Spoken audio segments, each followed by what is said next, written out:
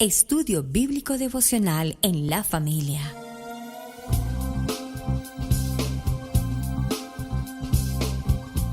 Para las familias, con los pastores Roberto, Pili y Camilo Alfaro. Desde Israel, Casa Integral, una herramienta que revolucionará tu estudio bíblico Parashá de la semana. Imagina poder abrir tu Biblia para estudiar un tema o un versículo y que los temas de la enseñanza despejen tus dudas y así abras tu corazón. Un panorama desde una perspectiva hebrea. Con solo un clic podemos conectarnos. Contáctanos en nuestras redes sociales. Israel Casa Integral. Acompáñanos en este recorrido de 365 días de enseñanza bíblica.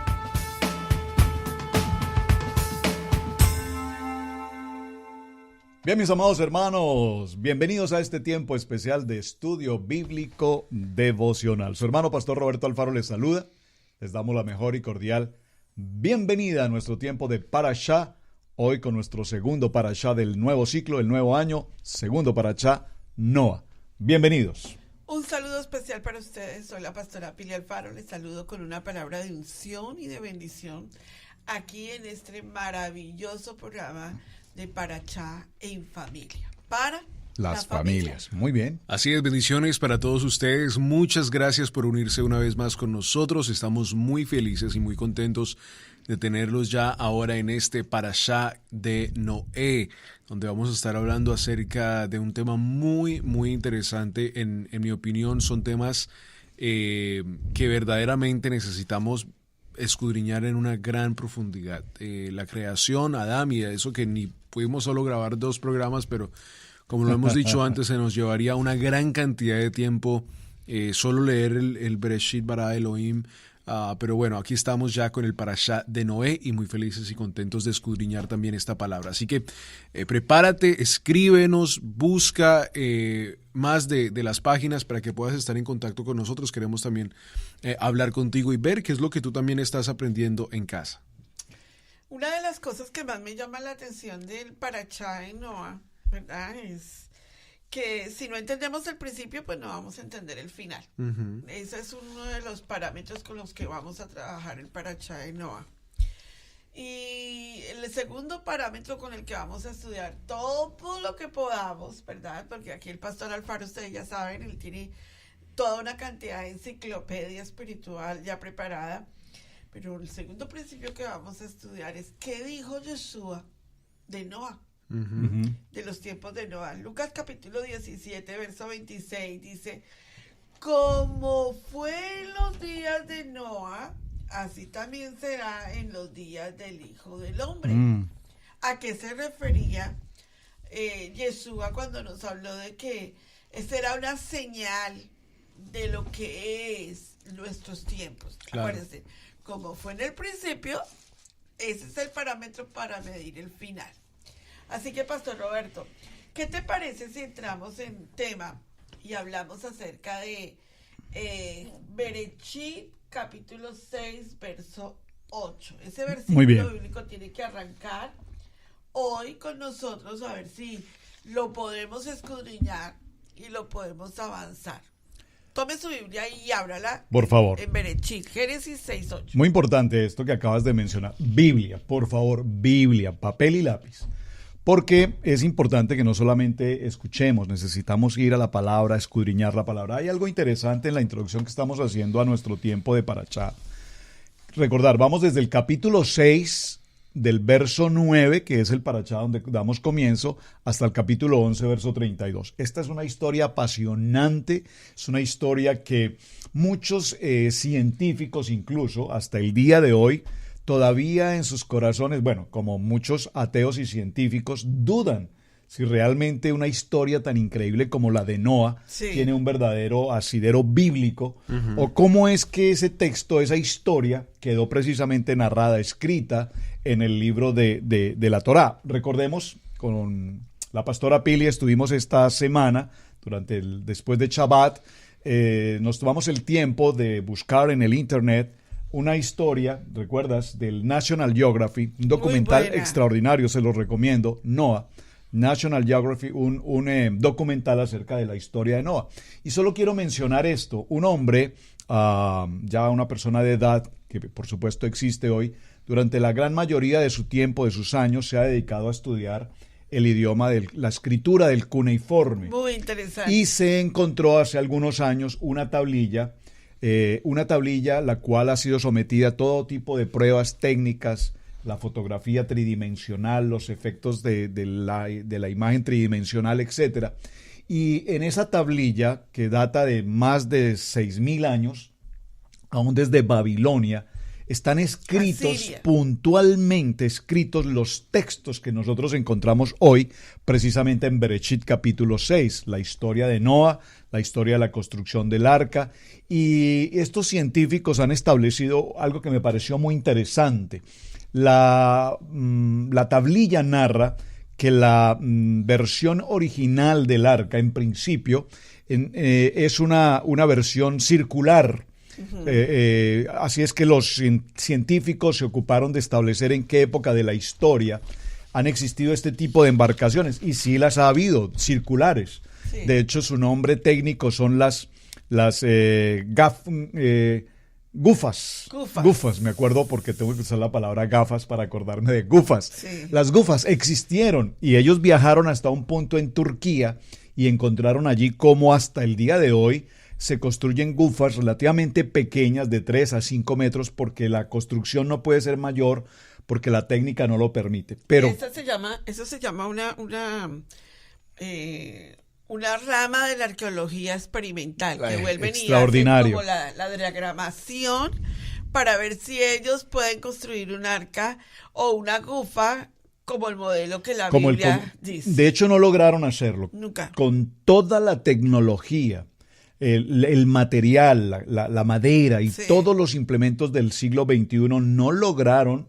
Es demasiado dispendioso lograr una construcción tal cual la tablilla, se llama la tablilla de Irving, así se llama, cómo lograr hacer un arca en realidad del tamaño original que Noé en su tiempo elaboró. Esto solo como una intención de mencionar algo interesante, porque la historia de Noé, si la desmenuzamos, y es lo que quiero invitarlos con Biblia, si desmenuzamos la historia de Noé en sus detalles, nos daremos cuenta que esta historia tiene aspectos que definitivamente, humanamente incluso, nos costaría un poco entender.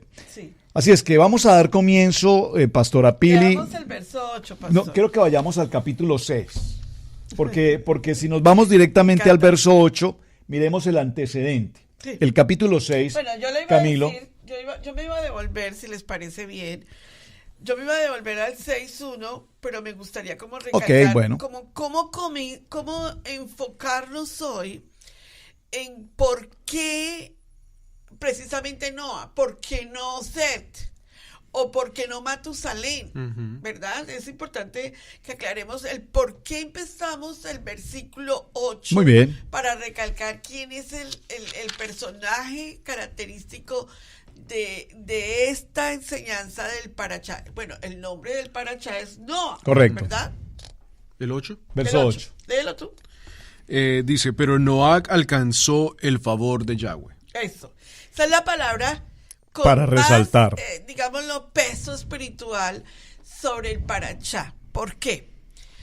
¿Qué significa Noah? Significa descanso, ¿verdad? Pero, alivio. Exacto, un reposo de Yahweh para la tierra. Pasan 10 generaciones desde Adán para que nazca Noah, y Noah nace en un tiempo perfecto. Ahora, nosotros notamos que la palabra del Eterno hace una gran consideración entre Noah, Job y Daniel, que no lo logra Moshe, que no lo logra Abraham, que no lo logra David, ¿verdad? Él hace esa distinción y dice, Noah, Job y Daniel los encuentro justos. Vamos a ver por qué en esas 3 generaciones Yahweh encuentra justos a estos 3. Yo quiero que vayamos, si te parece, Pastor Roberto, y luego vamos a entrar otra vez a Noah, pero aclaremos ese concepto de Noah, por qué Yahweh lo encontró a él justo.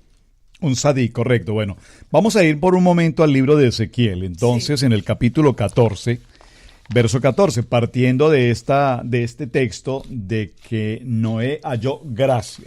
Sí. Es muy interesante la palabra gracia que aparece aquí en el texto que estamos leyendo de Bereshit capítulo 6, verso 8.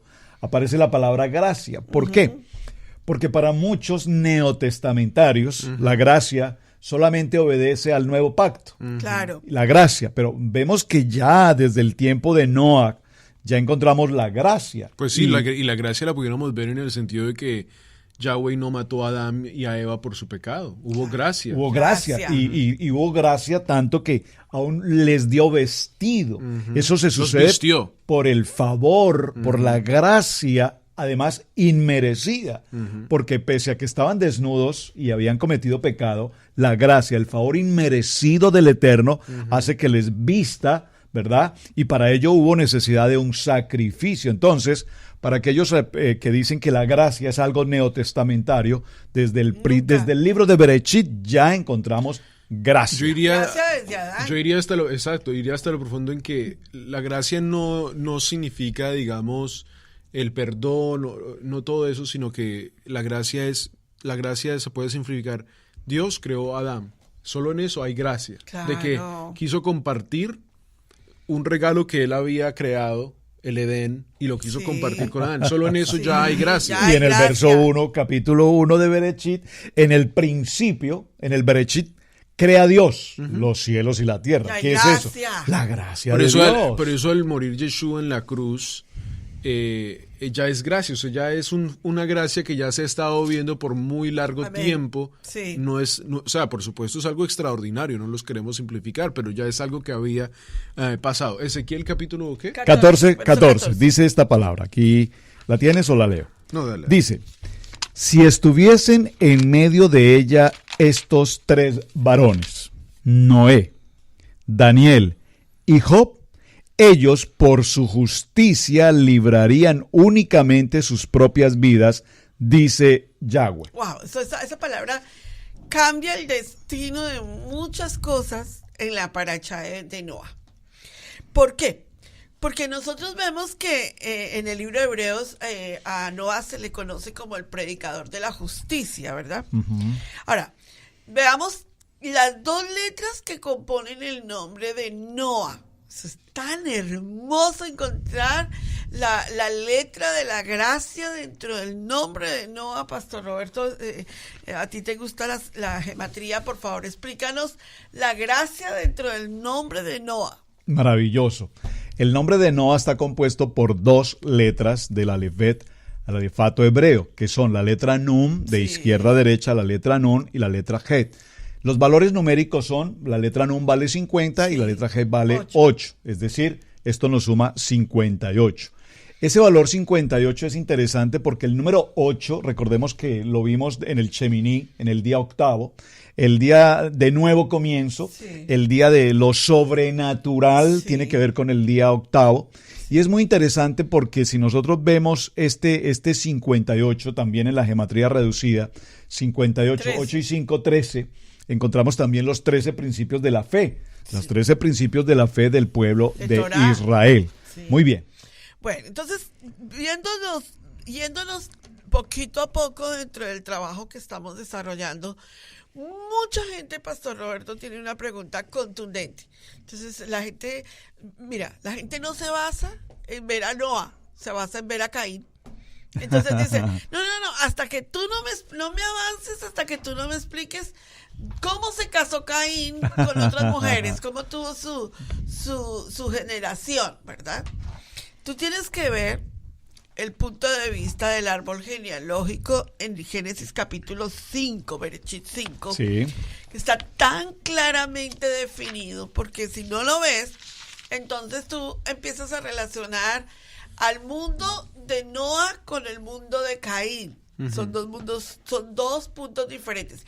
Por eso Yahweh dice en Ezequiel 43, 24, que Él les enseña a discernir entre lo santo y lo profano. Entre la luz y la oscuridad. Noah no viene de la generación de Caín. Cuando en ese tiempo pues le nacieron hijos e hijas. Caín tuvo hijos e hijas, ¿verdad?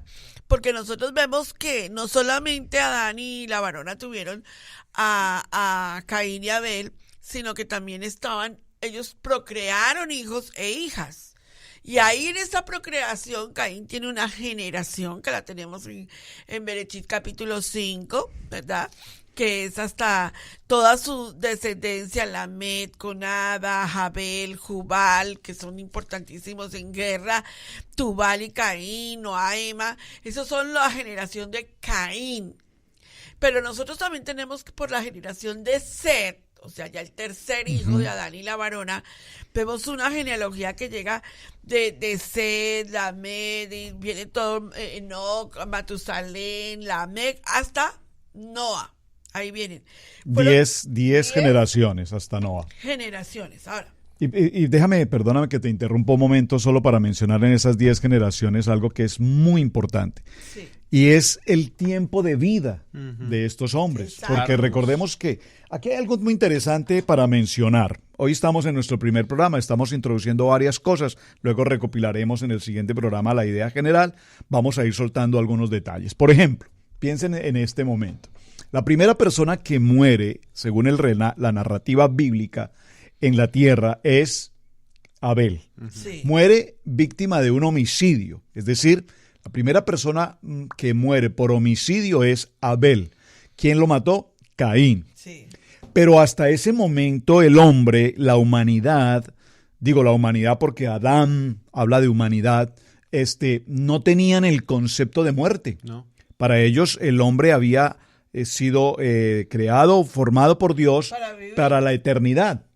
Pero cuando se sucede la muerte de Abel, hay una sorpresa en ellos y es que la persona puede morir, pero puede morir bajo una circunstancia, vamos a decir, accidental, puede ser accidente, entre comillas, aquí hablando de homicidio. Sí. Pero sucede algo muy interesante tiempo después, y es que el primer hombre en morir físicamente por muerte natural es precisamente Adán, que muere a los 930 años. Ahora, esto parece comentarse de una manera muy ligera, pero realmente la humanidad, los hijos de Adán y de Eva, digo, porque la Biblia nos habla de 3, pero nosotros entendemos que ellos tuvieron más hijos, y no solamente más hijos, sino hijas. Claro. Es muy importante esto.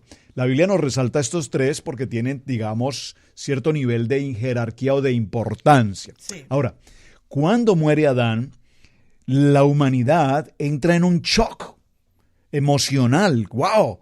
Pero ¿cómo pudo morir Adán? Es decir, eso no tenía concepción, la muerte no tenía concepción. Una cosa es que alguien pudiese morir de manera, repito, accidental, trágica, pero que se entendiera el concepto de la muerte natural no era algo muy viable. Ahora, ¿por qué quiero mencionar este tema? Porque notemos que Adán muere a los 930 años, pero las generaciones siguientes, Set muere a los 912 años, Enos a los 905. Por ejemplo, el que más vivió, ¿quién fue? Matusalén, 979 años. Y el mismo Noé, 950 años. Ahora, observen que hay un dicho muy popular en nuestras culturas que dice, pero es que si este es más viejo que Matusalén, porque realmente el hombre que más vivió fue precisamente él, 979 años. Ahora, ¿por qué quiero resaltar esto? Porque nos vamos a encontrar con un texto, lo vamos a leer un poco adelante, cuando nos dice que a los 120 años... Sí. Dios da un tiempo de que el hombre va a vivir 120 años. Pareciera ser que esos 120 años van a indicar que la edad del hombre se va a disminuir a 120 años. Pero tampoco es correcta esa apreciación, porque nos daremos cuenta que evidentemente después de esa información hubo hombres que vivieron más de ese tiempo. Claro. ¿Vamos bien en la idea general? Vamos súper bien. Ahora, algo que resaltemos, yo quiero resaltar esto porque los invito para que vayan al Museo del Arca de Noa. Está en Kentucky, ¿verdad, Camilo? En Kentucky. Cuando nosotros fuimos, algo que para mí ha llamado muchísimo la atención, ellos recrearon excelentemente Absolutamente bien, o sea, es una réplica del Arca de Noé en sus medidas. Trataron de darle, yo creo que yo le daría un 98% a esa arca porque la verdad fue muy interesante. Pero cuando tú entras al arca, lo primero que tú haces cuando estás pasando la primera parte del arca es que recrean la parte donde exactamente estamos hablando en este momento. ¿Qué fue lo que pasó durante el tiempo después del pecado de Adán y la varona que fueron expulsados del huerto del Edén? O sea, esas 10 generaciones, ¿qué fue lo que sucedió?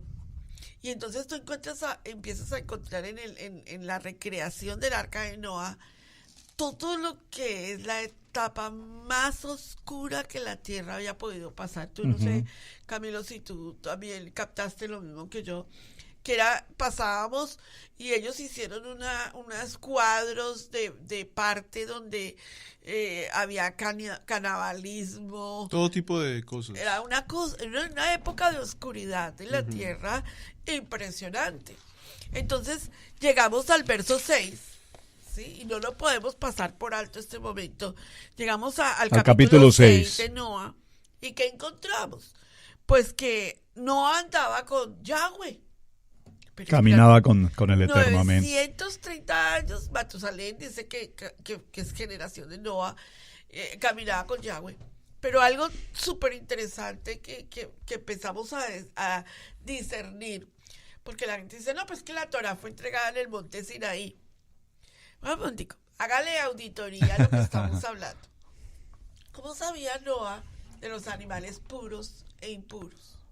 ¿Cómo fue que Noé salió del arca de Noé y sacrificó animales puros y no impuros? ¿Cómo fue que Noé lanzó el cuervo como un animal impuro y cómo fue que lanzó una paloma como un animal puro? Torah, ¿verdad? Recuerden que nunca nos podemos olvidar que en el huerto del Edén había templo. Claro. Amén, que es el árbol correcto. de la vida, ¿verdad? Ahí nada más donde Yahweh les dice a ellos que no comerán del árbol de la ciencia del bien y del mal. Y del árbol de la vida que estaba ahí estaban los 10 mandamientos intrínsecos, que lo podemos explicar en otro programa. Pero basado en la introducción que estoy haciendo, Pastor Roberto, a mí me gustaría que explicáramos la parte de los 120 años. Bueno. Un chistecito. ¿Puedo hacer A un ver, chistecito? por favor. Yo no soy de chistes, pero Está aprendiendo. pero aquí con el maestro aprendo. Él es muy gozoso y muy jovial. Camilo y yo somos un poquito más serios, si ustedes lo ven, pero aprendemos del maestro.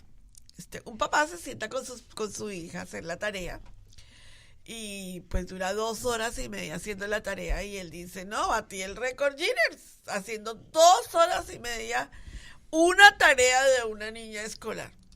Déjame decirte que Yahweh le dio una tarea a Noé y duró 120 años haciendo la tarea. Eso de tareas Ríete, sí, pastor. muy bueno. Eso me recuerda al estudiante que llegó a su salón de clases y le dice, profesor, disculpe, me he llegado tarde porque me robaron. Oh, pero ¿estás bien? Sí, no, sí, bien sí estoy, pero me robaron. ¿Y qué te robaron? Las tareas que tenía que traer hoy, profesor. Eso me lo van a decir mis estudiantes. Bueno, muy bien. Entonces, vamos con el capítulo 6, hermanos. Sí, vamos con el capítulo 6. Porque en el capítulo 6 encontramos el principio de lo que esta parashá nos va a informar. Sí. Aconteció que cuando comenzaron los hombres a multiplicarse sobre la faz de la tierra, recuerden Génesis 1:28, se multiplican, señoreen, etcétera, y les nacieron hijas que viendo los hijos de los hijos de Dios, de Elohim, que las hijas de los hombres eran hermosas, tomaron para sí mujeres, escogiendo entre todas. Sí. Y dijo Yahweh, Uy, eso me no lo tengo que leer. contendrá mi espíritu con el hombre para siempre, Sí. porque ciertamente él es carne, mas serán sus días, estoy en el verso 3, mas serán sus días 120 años. Entonces, esa expresión que ya estábamos mencionando, pareciera ser que nos indica que ahora el hombre va a tener una edad de 120, pero recordemos que aquí tenemos hombres que han vivido más de esa edad después de este Sí. texto, o sea que entonces entraríamos en una contrariedad. ¿Qué es lo que nos quiere indicar realmente este texto? El Eterno ve cómo el pueblo, en el entorno de Noa, que ya sabemos que es un sadí, que es un hombre justo, que halló gracia, Sí. y atención que aquí la expresión sadí hay que considerarla. Sadí era un hombre bueno, pero por favor, recordemos que también no era un hombre con pecado, no era un hombre que tenía, pues como todo ser humano, vamos a decirlo, sus debilidades, pero era un hombre justo, en el sentido, aquí la palabra justo nos está indicando un hombre bueno, porque es diferente un sadik de un tamín. Claro. Un tamín es un hombre íntegro. Y esta palabra íntegro es una palabra mucho más profunda que sadik. Sadik es un hombre bueno, es un hombre justo, pero tamín es un hombre que anda en una integridad al 100. Entonces el nivel del tamín es un nivel, voy a decirlo en una sola palabra, es un hombre que camina en Torah. Claro. Es decir, hoy muchos humanos o seres humanos, hombres o personas hoy que estudiamos Torah, que queremos aprender más de Torah, pues quisiéramos caminar en Torah, pero realmente no lo podemos hacer en ese nivel de tamín, de integridad. Entonces, el Eterno ve a un pueblo que de suyo, sus 24 horas, su pensamiento es pecado. Sí. Tremendo. Pecado, pecado, pecado, pecado. En lo que se habla, lo que se escucha, lo que se dice, lo que se ve, lo que se hace. Es pecado. Dice la palabra que de continuo había pecado. Entonces el Eterno da una posibilidad al pueblo y les dice, mi espíritu no va a contender con ustedes, porque dice, porque son carne, hay una carnalidad, una inclinación al mal. ¿Recuerdas la palabra? Es el Yeser Arat, que es esa inclinación al mal. Como dijo Pablo, tratando de hacer el bien, termino haciendo cosas malas. Esa inclinación, la mala inclinación. De tal manera que sus días serán 120 años. Es decir, la tarea que el Eterno le encomienda a Noé es una tarea de construir una embarcación. Recuerdo tanto la palabra de la tablilla que mencioné de Irving, donde puntualmente dice, construirás una embarcación. Y esa embarcación tardó en su construcción 120 años. Por eso el Eterno determinó que esa tarea de construir esa embarcación tendría ese lapso, 120 años, tal cual ocurrió, tal cual así sucedió. Entonces, esa es la respuesta. Es más como una etapa entonces. Sí, era un tiempo que Dios, tal vez es el tiempo que Dios le entrega al pueblo en su gracia para encontrar techuvá, para el arrepentimiento. Años, o sea, no es de que dijo, ahora el hombre va a vivir 120 años, sino que esta gente, esa población, tienen 120 años para hacer teshuvá. Exactamente. Sí, señor, correcto. Una de las enseñanzas que llama la atención de los versículos bíblicos de Noa, andaba, que podemos entender como que andaba Noa. Entonces, si lo vemos desde el punto de vista literal, es caminar con Yahweh. Midrash mío sería que hacía Shabbat, o sea, claro, que honraba tanto el Eterno que agradaba a Yahweh, caminaba con Yahweh. Se dice dentro de los Midrash, por cierto, lo que tú estás diciendo, se dice dentro del Midrash de Noa, que Noa practicaba los mandamientos. ¿Sí? Y hablamos de las leyes noágicas. Pero es que, claro, se tiene que uno decir, pues, claro, porque imagínate, o sea, un hombre que es encontrado justo en un mundo tan malo como en el que él estaba viviendo, tenía que ser un hombre que estaba buscando el Eterno en obedeciendo los mandamientos y buscando el Shabbat, porque eso sería como hoy en día, si Yeshua mismo lo está comparando, que los días de Noé sería como los días de hoy en día, pues sería como hoy en día no guardar el Shabbat y no guardar los mandamientos y vivir en este mundo en el cual vivimos. Exactamente. Entonces, hacia ahí yo creo que los tenemos que dirigir. Correcto. Hay una cita bíblica, si me gustaría que Camilito o el pastor Alfaro la buscaran, que está en 1 Corintios capítulo 10, verso 14. Yo creo que yo cuando Camilo lea la cita va a decir, mami, usted me crió con esta cita. 1 Corintios capítulo 10, verso 14.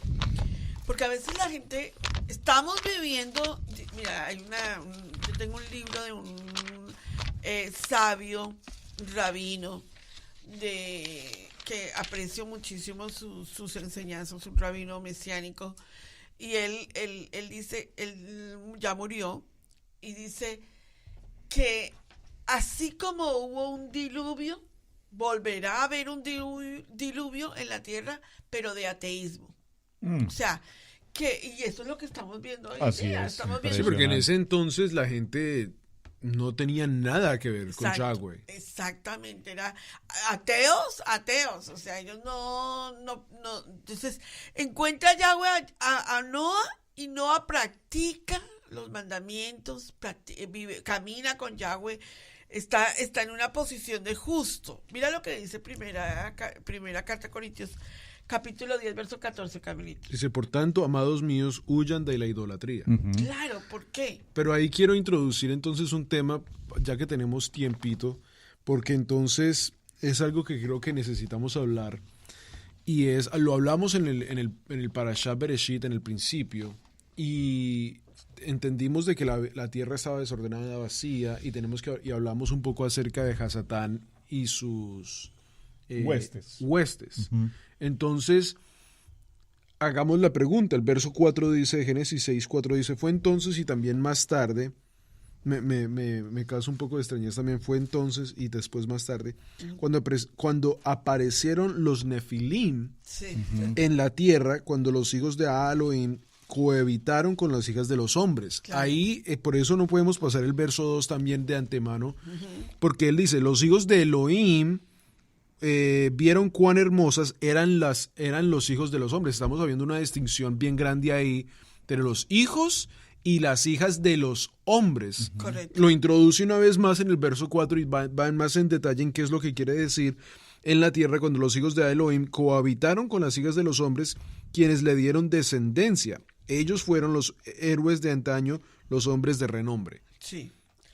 O sea, los Nefilim comenzaron a aparecer ahí. Claro, porque... Y estamos hablando de que los Nefilim vienen ¿de dónde? Son los ángeles caídos. Ok, entonces, si estamos hablando de que los ángeles caídos ya estaban en ese entonces cohabitando con los hijos de Elohim, vemos ahí entonces de dónde viene la idolatría. Claro. Vemos que en el cielo la historia nos cuenta de que hubo... Isaías 14. La idolatría a Hasatán, cuando ellos cayeron en esa idolatría, porque uno dice, ok, está bien, listo, sí, Caín mató a Abel, lo mató, listo, pero tampoco, uno dice, no, pues claro, el efecto del pecado es grande, pero uno dice, ¿cómo vamos de un hombre matar a Abel a esta historia donde los hombres están tan malos que Dios quiere borrar la tierra? O sea, es una parte muy drástica, muy grande. Y entonces, para asumir a esto, tenemos que entender de que los Nefilim les estaban enseñando a los hijos de los hombres cómo pecar y cómo causar idolatría. Claro. O sea, era tanto el pecado que había caído del cielo. Claro. Precisamente eso es lo que identifica y resalta en la tarea de Noah. Porque Noah lo que hizo fue vivir una vida, él y su familia, que se rehúsa a la condición del pecado. Porque como vemos el texto dice que estas generaciones estaban completamente en condición de pecado, ¿verdad? Y vemos que el verso 6 dice el verso 5, y Jehová vio la maldad de los hombres, que era mucha, o Yahweh vio la maldad de los hombres, Hashem vio la maldad de los hombres, que era mucha en la tierra, y que todo designio de los pensamientos, la maldad, los pensamientos y del corazón eran de continuo el mal. Eso resalta en la actitud de Noah. Ahora, miremos ese momento histórico, pero miremos en la condición nuestra en el siglo XXI. Claro. Hoy por hoy estamos viendo, nunca olvidaré una expresión que nos dio nuestro hijo el pastor Sebastián. En una ocasión, tratando un tema, dijo esta frase que me marcó, me impresionó. Las escuelas, estoy hablando en el caso de los Estados Unidos, no sé en otros países, probablemente la situación sea similar. Siempre sucede primero en Estados Pero Unidos en y después se América, copia. las escuelas donde se prohíbe la Biblia, además la oración, pues peor aún se ha convertido en el templo del pecado, de la idolatría, de la mente abierta, de todo tipo de pensamiento inicuo, de continuo en el corazón hay maldad. Correcto. Entonces estamos viviendo esos tiempos. Claro, y digamos en la página de Israel Casa Integral vamos a subir algunas fotos de las que tomamos en el Arca de Noé. Por favor. Para que la gente vaya a la página de Facebook de Israel Casa Integral y vea algunas de las fotos de lo que ellos pudieron como asimilar a lo que estaba pasando en ese entonces. Sí. Y o sea, en verdad vivirlo una vez más, vayamos porque a veces pasamos la historia de Noé como muy rápida. Sí. Ese pedacito lo que estaba pasamos muy viviendo, rápido. lo que estaba viviendo Noé era terrible, sí. Era horrible Terrible. lo que estaba pasando en ese entonces una vez más porque era, o sea, lo mismo, perdón, pegué al micrófono, lo mismo que nos dice el verso 5, Yahweh vio cuán grande era la maldad del hombre sobre la tierra. Uh-huh. Entonces uno tiene, una vez más, yo siempre he dicho, cuando grabamos estos programas, le digo a los pastores, tenemos que siempre pausar y pensar, el Caín matar a Abel era maldad, era horrible. Sí. Absolutamente. Pero entonces estamos hablando que si Yahweh vio tanta maldad. Era maldad. O sea, era de lo más peor, porque estamos hablando una vez más de los Nefilim. No podemos pasar por los Nefilim una vez más tan rápido, porque los Nefilim entonces nos están mostrando de que era tanta la maldad que estaba pasando en el mundo que se estaba corrompiendo. No solo, creo que hay una cita bíblica que dice que no solo los humanos, sí, sino que los animales. Los animales estaban ya corrompidos. Porque ellos estaban haciendo cosas bien anormales con el hombre y con los animales, que verdaderamente yo creo que Hollywood se quedaría pequeño. Pañales a recrear una película. Recrearon una, pero no. Fíjate que lo que estás mencionando es justo, vuelvo al tema, siglo XXI. Claro. Entonces, hoy tenemos ya en varias naciones, en América y en Europa, que permiten al ser humano, hombre o mujer, tener relaciones sexuales con los animales. Este tipo de aberración sexual. Esto lo veíamos en los tiempos de Noé. Claro. Y estamos viendo cómo hoy por hoy, en muchas naciones, cuando se producen las elecciones de gobernantes pues ya están inclinadas a este pensamiento de mente abierta, en el que los dirigentes son personas con todo tipo de inclinaciones en el sentido sexual, y pues alguien escribió en un muro esta semana diciendo, lo que elegiste democráticamente, eso recibirás. Es decir, ¿qué podemos esperar de una sociedad como en los tiempos de Noé, donde la maldad es tan extremadamente, tanto que lo dice puntualmente como tú lo leías? Yahweh vio que la maldad de los hombres era mucha en la tierra. Aquí la palabra maldad de los hombres tiene que ver con la expresión en hebreo jamás. Jamás, es demasiada la maldad. Jamás. Y eso tiene que ver un poco como con el nombre de hoy, el grupo Hamas. La maldad era impresionante. Oye, pero y tremendo porque aquí no estamos hablando de que Yahweh verdaderamente tenga un corazón físico. No lo trata, la palabra siempre nos trata de como asimilar al hombre. Claro. Y nos dice, y se entristeció el corazón. Tan tremendo. Fíjate que en la traducción que tenemos dice que Yahweh se arrepintió de haber creado al hombre. Pero si nosotros vemos, la palabra del Eterno dice que Yahweh no es que no es Dios para arrepentirse, ni hijo de hombre. No es Dios para que mienta, ni hijo de hombre para que se arrepienta. No es Dios para arrepentirse de haber creado la naturaleza del hombre. ¿A qué se refiere Dios?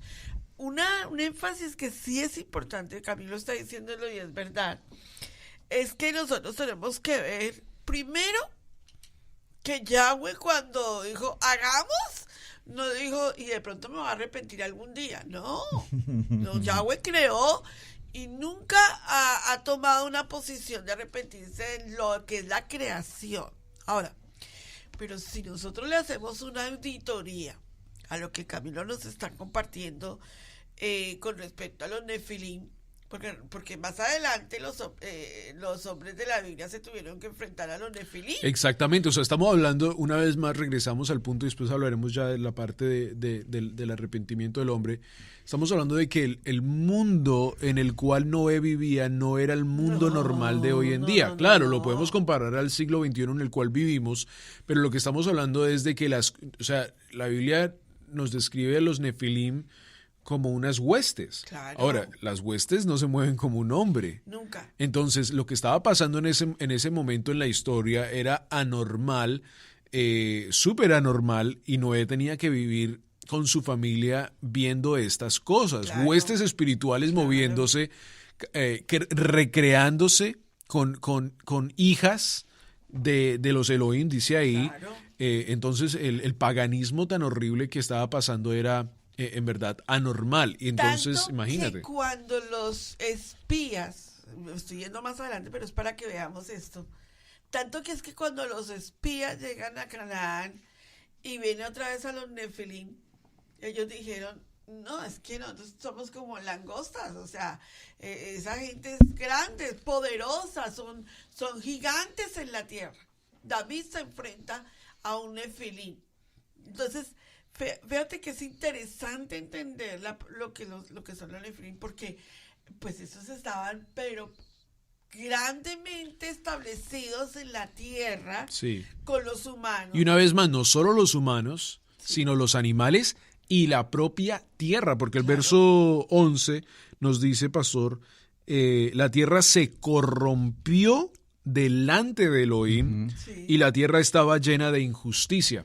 Me causa mucha importancia porque también la Biblia nos habla en los Salmos de que ella gime por el regreso del Eterno, ¿verdad? Claro, es el pacto. Entonces, cuando ya entramos en la parte del diluvio y una vez más la arca de Kentucky nos habla un poco, nos muestra algunas gráficas de lo que pudo haber pasado, uno puede decir que la misma tierra, claro, por supuesto Yahweh causó esto, pero la misma tierra tuvo que como, ¿cómo se pudiera decir la palabra? Como purificarse. Purificarse. Ahí era donde llegó a hablar. Sí, se tuvo que purificar la propia tierra de lo que estaban causando los hombres en su propia tierra. Claro En que contaminación. Sí. Mira, todo esto que estamos mencionando realmente pues nos lleva a ver cómo el tema de Noah, y yo sé que nosotros estamos lanzando ideas y lanzando ideas y lanzando Pero esa ideas es la idea. y lo que queremos llevarles, hermanos que nos acompañan, es,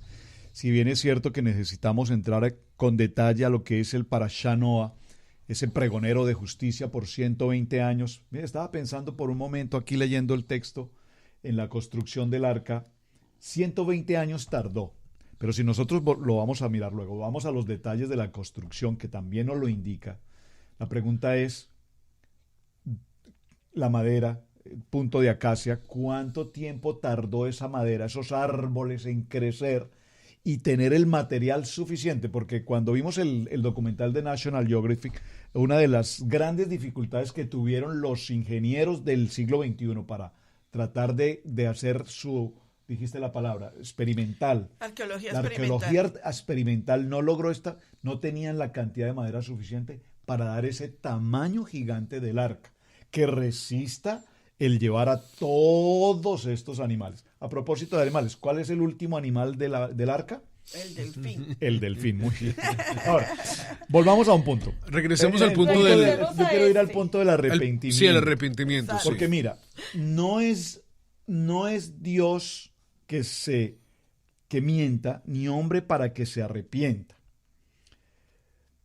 Entonces, hay que tener en cuenta dos aspectos. Lo vimos en Bereshit. En Bereshit vimos lo que es creación, lo que es hacer, la formación, lo que es la hechura. Ajá. Realmente en el texto original la palabra no es arrepentirse, que Dios se arrepiente. Dice Dios se consoló. Es la palabra correcta en la traducción. Dios se consoló. ¿Qué significa esto? En la parte de la creación, cuando Dios toma del polvo de la tierra y crea al hombre, realmente ese hombre es creado allí como materia, como hasta que le da el aliento de vida. ¿Le sopla qué? El espíritu, el rúa, correcto, sopla, el neuma, le da vida. Pero Luego viene un proceso y es en el momento en el cual el hombre es formado y recibe la gracia, ese favor de Dios. Es decir, que ahora el hombre tiene esa, yo lo dije en estos días, o utilizo mucho esta expresión, la chispa de Dios, y nos hace ser luz. Y esto es muy importante, ¿por qué? Porque evidentemente el Eterno, al tomar el polvo de la tierra, el barro, si puedo usar esa expresión, como el alfarero, y formar al hombre, el Eterno sabía que esa formación iba a cometer pecado. Claro. Iba a cometer error. Pero el Eterno también sabe que su creación, que su hechura en el futuro, en el siglo, en los siglos, en los milenios, esa creación que es obra de sus manos, esa creación entrará a un nivel, que es lo que estamos tratando hoy, el nivel de Kadosh, el Kadoshin, el ser, entrar a un nivel de perfeccionamiento, de conocimiento de la Torá, de aprender a vivir una vida, como dijo Ezequiel 14:14, como Noé, como Daniel, como Job, justos. Es lo que estamos viendo. Entonces, no se arrepintió Dios de haber hecho al hombre. No, porque repito, perdóname, cerro nuevamente y repito la idea, no se arrepintió de hacer al hombre físicamente, exacto, sino que él se consoló en que su creación a futuro entraría en un tiempo de Techuvá. Claro. Amén. Algo que quiero resaltar también aquí, que es importante dentro de la introducción que estamos dando. Introducción, yo muy creo bien. que una de las cosas que tiene que tener el Parashá es reflexión. Estamos haciéndole reflexiones al Parashá de una forma en donde podamos capturar cuál es el mensaje que Yahweh tiene para nosotros hoy con Noah. Y uno de los mensajes, y hay mucho mensaje allí, pero hay un mensaje contundente. Como en los tiempos de Noah, así será la venida del Hijo del Hombre. O sea, que Yeshua volverá, y cuando Él vuelva, encontrará una generación perversa, atea, ¿verdad? En sus propios deleites. En sus propios deleites. Entonces nosotros hoy vemos, por ejemplo, cosas que están sucediendo en nuestros países, nombramientos de candidatos que representan supuestamente los valores morales, sociales de una nación, perdidos, sí, fuera de sí, porque estamos en los tiempos de Noah. Pero ¿cuál es el llamado de Yahweh a nosotros hoy? Que mi familia sea diferente. Claro, y el verso 1, capítulo 7, verso 1, me causa mucha, a lo que hablábamos también del arrepentimiento y lo que la pastora está diciendo. Se consoló Dios en saber que en el futuro vendrían más generaciones. No se arrepintió de haber creado al hombre, pero se arrepintió, se consoló en haber creado al hombre. Borraré, dice Yahweh, de la tierra a los hombres, junto con las bestias, los reptiles y las aves del cielo, porque lamentó haberlos hecho.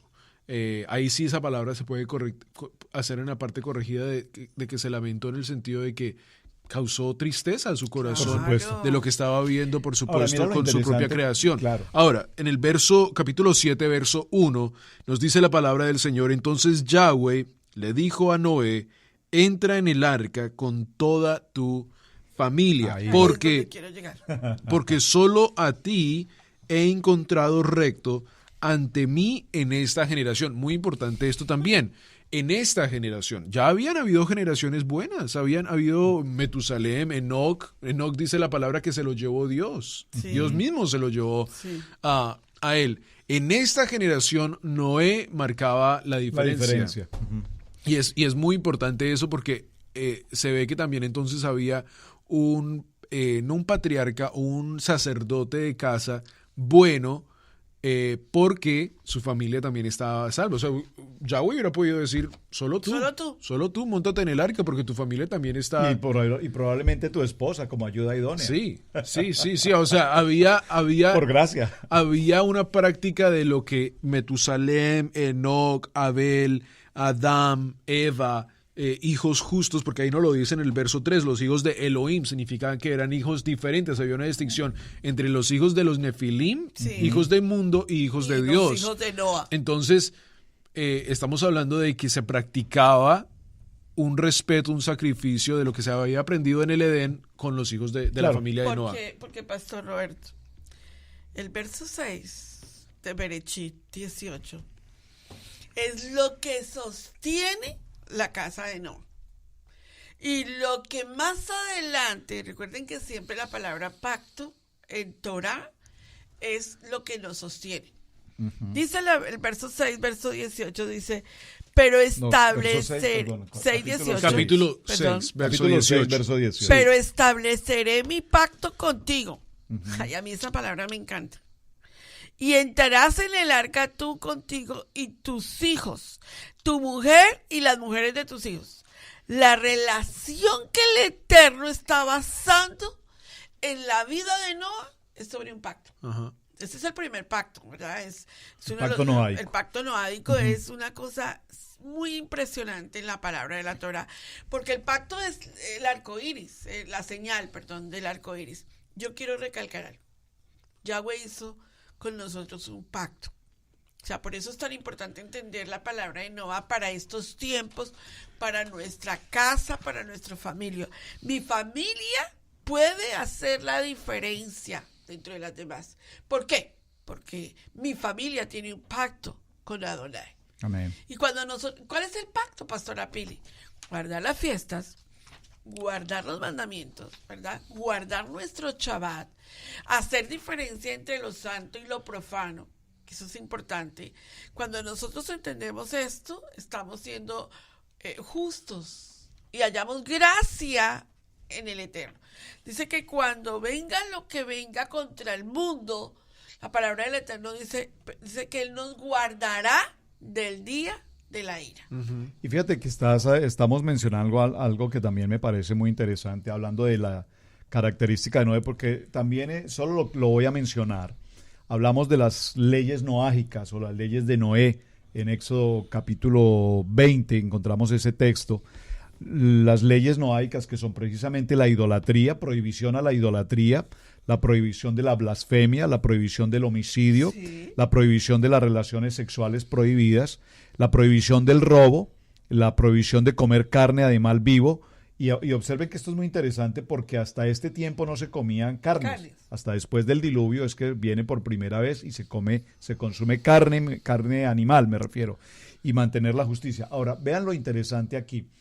Evidentemente, Noa, cumpliendo con ese mandato, y estamos haciendo su evaluación en qué sentido fue justo y en qué sentido se encontró como un sadik, vemos que él tenía conocimiento de esa relación con el Eterno. Sí. Y su ocupación como sacerdote de hogar, como padre, como esposo, como familia. Y realmente no nos describe hasta este momento, la Torá no nos narra en detalle cómo era su esposa, cuáles eran sus características, cuáles eran las características propias de sus 3 hijos y aún más las características de sus 3 nueras. Ajá. Pero lo importante aquí es que el Eterno tiene un fundamento en la familia. Claro. Como lo vimos en Berechit 1:28, y los bendijo Dios al varón y a la varona, Claro. y la Isha, A ellos también los y les bendice. dice y los bendice. Entonces, el contexto aquí es la importancia de la familia. Recuerden que fueron 8. Y me estaba preguntando entonces esto. Nosotros, el ser humano, ¿somos hijos de Adán o somos hijos de Noa? Adán. Porque recuerden que toda la tierra fue llena de agua. Se cumplió absolutamente todo. Los científicos hoy todavía dudan si eso es verdad. Hacen pruebas de todo tipo para establecer. Recientemente hicieron las pruebas en el Cañón del Colorado y establecieron las capas y los tiempos que esos cañones estuvieron totalmente inundados. Ahora, pero toda la raza humana murió. No, toda 8 no murieron. Toda la raza humana, a excepción de 8, que es el Sheminí, lo sobrenatural, y a partir de esos 8 viene la genealogía de todos los seres humanos después. Sí, es una pregunta y bien interesante porque ya es, una vez más, ya nos queda pocos tiempos, pero a ese tiempo ya Adán se había reproducido en una gran manera, sus hijos de hijos de hijos de hijos se habían reproducido. Todos murieron. Y o sea, los únicos que quedaron fueron 8. 8. Pero... Y a partir de esos 8, de esas 3, básicamente 4 parejas, vienen los hijos. Sí. Viene la humanidad hasta nuestros días. Pero, como la palabra del Eterno dice, que Yahweh creó en Bereshit 1 y nunca más volvió a crear. Claro, el principio, algo el que Bereshit. me llamó la atención, pastor, yo quiero terminar solamente diciendo esto. El Shabbat pasado tú estabas enseñando acerca de la creación y la creación y la creación. Recuerden que Yahweh nunca más volvió a crear. Todo lo que él hizo, lo que creó, lo creó en Bereshit 1. Hizo los verbos azar y los verbos yafer. Listo, se acabó. Hizo y formó. Y ya. Yo me fui a buscar los verbos con los que Yeshua, por ejemplo, cuando el ciego, ¿verdad? Yo dije, ¿le creó los ojos al ciego? No, Yeshua no le creó los ojos al ciego, porque si hubiera creado, hubiera pasado por encima de Bereshit 1. Dice, la palabra dice que le formó los ojos al ciego. La pregunta que estamos tocando hoy es, ¿venimos de Adán o venimos de Noah? Venimos de Adán. Claro. Ajá. Totalmente, claro. porque fue la creación. fue la creación y todo lo demás que Yahweh destruyó, ¿verdad? Pero no viene de la generación de Adán. Así es. Y vemos nosotros en la conclusión de que estamos tocando importante y que yo quiero repetir esa frase tan hermosa que dijimos al principio. Si entendemos el principio, comprendemos el final. Muy bien. Y pastores Camilo, pastor Roberto, Solo hoy ha sido la introducción y llegué al final. Voy a cerrar con 2 partes, 2 textos. A ver, 3 pastor. minutos. El justo por la fe vivirá. Tremenda palabra. El justo por la fe vivirá. Y voy a cerrar también con la porción del libro de Tefilín, Salmos capítulo 1, verso Muy 1. hermosa. Porque bienaventurado es el varón que no anduvo en consejo de malos, ni en silla de escarnecedores, ¿verdad? Entonces, Noé está aquí en la porción de Salmo 1. Noé rodeado de toda la maldad del mundo, de lo peor que pudiera existir, de la peor condición del pecado, como tú lo decías, la tierra, los animales, el hombre, la humanidad, en esa condición tan terrible de pecado, pero Noé dio la espalda a ese pecado y decidió cumplir una orden. ¿Cuál? Construir un arca. Observen, no había llovido sobre la tierra. Por lo tanto, cuando Noé le hablaba a estas gentes de que vendría lluvia, llovería por tanto tiempo hasta que se crearía un diluvio, la gente no entendía que era la lluvia, la gente no podía entender que era una embarcación, la gente no podía entender que era mucho menos un diluvio como tal. Entonces vemos que Noé, ese pregonero de justicia, ese pregonero que no anduvo en consejo de malos, ni estuvo en el camino de los pecadores, ni en silla de escarnecedores se ha sentado, sino que en la Torá, dice la palabra, de Yahweh está su delicia, y en su ley medita de día y de noche, será como árbol plantado. Eso le dijo un árbol a otro árbol. Nos dejaron plantados. Será como árbol plantado, dice la palabra, junto a corrientes de agua, que da fruto a su tiempo y que su hoja no cae y todo lo que hace prosperará. Esto es Noé. Y podemos, bueno, ya en el segundo tema que grabemos esta semana pudiéramos determinarlo como la segunda creación. O sea, no en el crear, por supuesto ya Yahweh lo hizo, pero comienza toda una nueva tierra. Un nuevo comienzo. Por eso el número 8. Así es. Cheminí, un nuevo comienzo. Y vamos a hablar de Nos toca cortar todavía mucho material. Hablaremos, si les parece, en el próximo programa acerca de qué fue el arca, qué es lo que significa el arca, por qué esa arca debió de ser construida de la forma como fue construida y qué mensaje tiene para nosotros hoy el arca de Noah. ¿Cuánto tiempo tenemos? Ya no se nos acabó el tiempo, sí. Al salir del arca, Hashem le encomendó a Noé: fructificaos y multiplicaos. Noé no cumplió con el mandato porque tenía miedo de que Hashem nuevamente destruyera el mundo en el futuro. Entonces Hashem hizo un juramento de no traer otro Mabul, otro diluvio. Sin embargo, Noé no quedó satisfecho y exigió una señal. Hashem accedió al requerimiento de Noé y le mostró el arco iris en el cielo. Y le dijo: esta es la señal del pacto. Cuando Satán acuse y condene a la humanidad en tiempos de rebeldía y exija que la lluvia se transforme en diluvio, trayendo destrucción sobre el mundo, tomaré en cuenta el arco iris y recordaré mi pacto de no traer otro Mabul nunca jamás. El arco iris ya había sido designado para este fin en el Erev Shabbat de los 6 días de la creación. Qué hermoso. Qué bueno. Me encanta Bueno, esta mis hermanos, reflexión. muchísimas gracias a todos ustedes por estar con nosotros en el día de hoy. Compártelo. Suscríbanse a este canal de YouTube, comparten este video con otras personas. Gracias por estar con nosotros en el día de hoy. Shalom. Shalom, shalom. Shalom.